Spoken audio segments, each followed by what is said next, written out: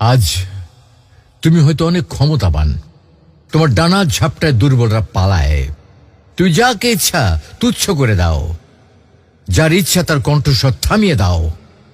তোমার সামনে এখন কেউ দাঁড়ায় না।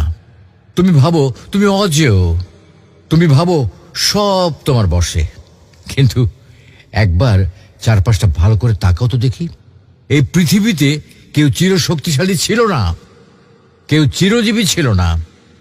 যে পাখি একসময় প্রতিদিন পিঁপড়েগুলোকে খেয়ে ফেলতো, একদিন তাকেই পিঁপড়েরা খেয়ে ফেলে। আর এটাই সময়ের খেলা।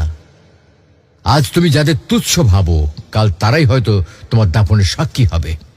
তাই পবিত্র কোরআনে আল্লাহ বলেন, কুল্লু নাফসিন যায়িকাতুল মউত, প্রত্যেক প্রাণীকেই মৃত্যুর স্বাদ গ্রহণ করতে হবে। তুমি পারো মানুষকে অপমান করতে, তুমি পারো কাউকে থামিয়ে দিতে, কিন্তু তুমি পারবে না, কি পারবে না? মৃত্যুকে থামাতে পারবে না।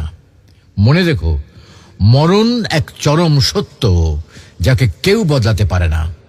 তুমি হয়তো নিজেকে পাহাড় মনে করছো, কিন্তু সময় তার ধৈর্যের পাহাড়কেও ভেঙে ফেলতে পারে।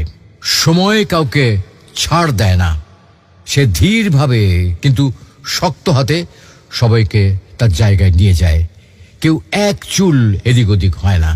আজ তুমি যা করছো তাই একদিন তোমার সামনে ফিরে আসবে। ক্ষমতা পেয়ে তুমি যদি বিনয় হারাও, একদিন সময় তোমার কাছ থেকে সেই ক্ষমতাকেও কেড়ে নেবে। তাই আজই থেমে যাও, নিজেকে একটু প্রশ্ন করো, আমি কি আল্লাহকে ভয় করি? আমি কি অন্য মানুষকে মানুষ মনে করি? আমি কি জানি আমার একদিন মাটির নিচে চলে যেতে হবে? জীবনটা চিরকালীন নয়, ক্ষমতা চিরস্থায়ী নয়, শুধু সময় আর আল্লাহর বিচারই চিরন্তন। তুমি আজ পাখি, কাল হতে পারো মৃতদেহ।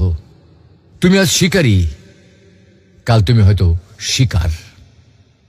আজ পিঁপড়া তুচ্ছ, কাল তারাই তোমার শরীর গিলে খাবে। আজ তুমি সম্মানিত, কাল হয়তো কেউ তোমাকে চিনবে না।